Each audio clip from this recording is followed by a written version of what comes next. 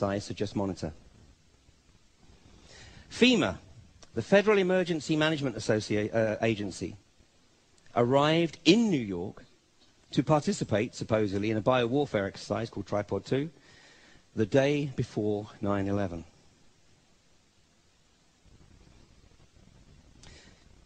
For this photograph, which many, many people will have seen the moment that George Bush was supposedly told that America was under attack, for many, many months, my perception was that his lack of reaction presumed prior knowledge. Today, I'm absolutely convinced, having researched this subject now for 3.5 years, I'm absolutely convinced he was under the impression at this moment that he was being told something as part of the game. It wasn't until he was removed from the classroom that he was brought up to speed that this was a real-life situation. Cheney was controlling the shots at this juncture. Part of the reason that this guy was out in the boonies in Florida. Now, many, many Americans are starting to realize and ask questions. Right now, with the problems that are going on with Karl Rove, etc., people are starting to realize that they've had the wool pulled over their eyes. And it is a gradual process. It is very, very important, actually, that people don't realize as a mass too quickly, because people have to absorb this and understand the implications of what's occurred here, for themselves, for their nation, and for the world. But this particular individual, Jimmy Walter, has spent $4 million of his own money so far in trying to raise the profile of 9/11 and get some of the questions reopened. And he has produced a DVD called Confronting the Evidence. And actually, he has donated 400 DVDs to this conference. So after my presentation, there will be a copy of his DVD, Confronting the Evidence, available for everybody. It's free of charge, courtesy of Jimmy Walter.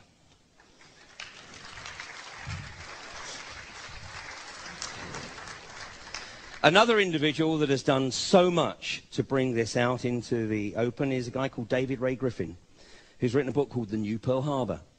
David Ray Griffin is a retired professor of theology.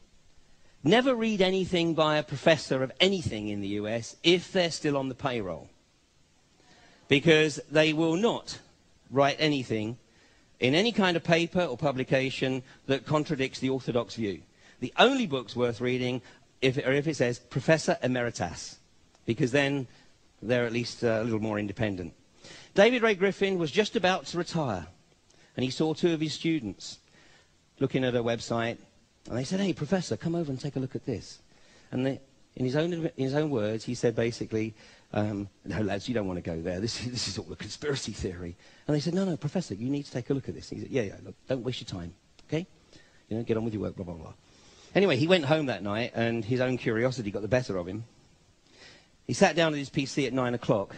At 5 o'clock in the morning, he had just sent off some emails to some of his colleagues to get their opinions. He finally went to bed. When he eventually woke up and he checked his email, he'd been inundated with comments from his colleagues who said, "Oh, yeah, we really have some concerns about this." His retirement came a few weeks later. What wonderful synchronicity. He put all the skills that he had learned in his career into researching the material for this book. He's written 22 books in his life. 20 of them are on comparative religion and religious philosophy. The 21st was The New Pearl Harbor, and the 22nd was an analysis of the 9/11 Commission report. They're both amazing books. This one has sold 19,000 copies in the UK, which was the complete print run. It's due to be reprinted. It's being reprinted right now. We'll be back in the shops. I have a few copies.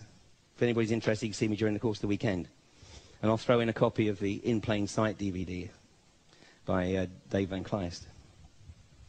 Okay, 9/11 was a construct. It was established to achieve an agenda. And I want to bridge this with this brief presentation. Parts of it are rather graphic, so if you do wish to avert your eyes or whatever, then please do so. But I hope you'll take the message on board.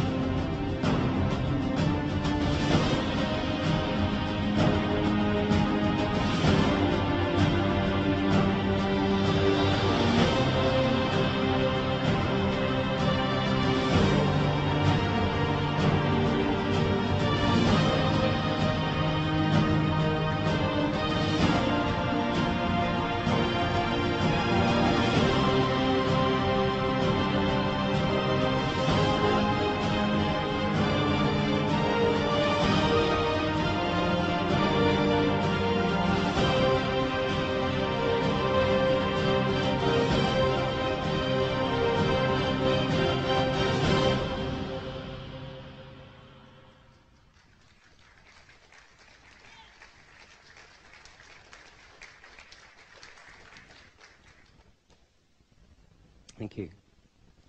The young lad who helped me put that together was 15 years of age. He did a brilliant job. Cui bono? Who benefits? Who benefits? Primary question in any criminal situation. We went from 9/11, we had a construct to create